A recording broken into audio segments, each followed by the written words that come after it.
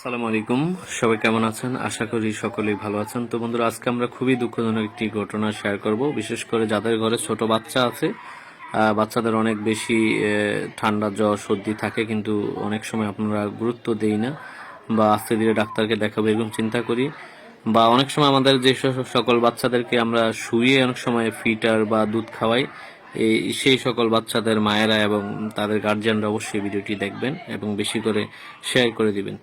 তো বন্ধুরা, এই যে বাচ্চাটিকে দেখতে পাচ্ছেন এই মুহূর্তে আমাদের চাঁদপুর সদর হসপিটালের ইমার্জেন্সিতে, তো এখানে যে বাচ্চাটির মা, তাদের যে ঘটনাটি আমরা জানতে পেরেছি সেটি আসলে খুবই দুঃখজনক একটি ঘটনা। কারণ এই বাচ্চাটির আজকে 2-3 দিন ধরেই অনেক জ্বর ঠান্ডা এবং সর্দি কাশি ছিল। তো সেই জন্য তার চিকিৎসা অবশ্য চলছে, কিন্তু এর মধ্যে আজকে সকালবেলা বাচ্চাকে যখন বাচ্চার মা দুধ খাওয়াচ্ছিল বা ফিটার বা দুধ যেটাই হোক একটা বিষয় হবে, তো এর মধ্যেই বাচ্চাটি হঠাৎ করে খিঁচুনির মতো হয়ে যায়। তো এখন বাচ্চার মা বা তার গার্জিয়ানরা দ্রুত হাসপাতালে নিয়ে আসে।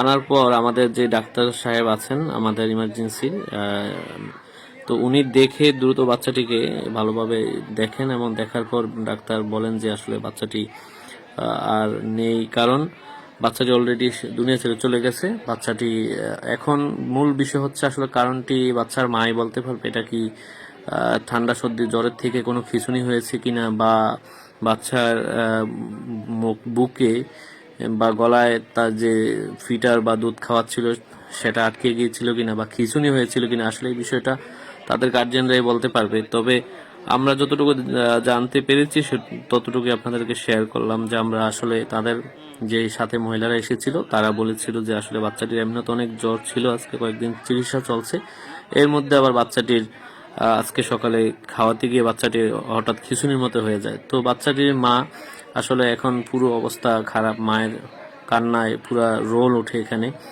তো আমরা সবাই একটা বিষয় নিয়ে সতর্ক থাকবো, অবশ্যই বাচ্চাদেরকে যখনই খাওয়াবেন অবশ্যই একটু মাথা উঁচু করে বসিয়ে বা মাথা আপনার রানের উপরে রেখে বা হাতের উপরে রেখে একটু উঁচু করে মাথাটা, তো দুধ ফিটার যেটাই খাওয়াবেন, তা না হলে আসলে বাচ্চাদের সাথে যে কোনো সময় এই ধরনের সমস্যা হতে পারে। বা এটা থেকে অনেক সময় দেখা যায় খিঁচুনিও হতে পারে। আসলে এই গার্জিয়ানরা সেটা ক্লিয়ার করে আমাদের এখানে বলেনি।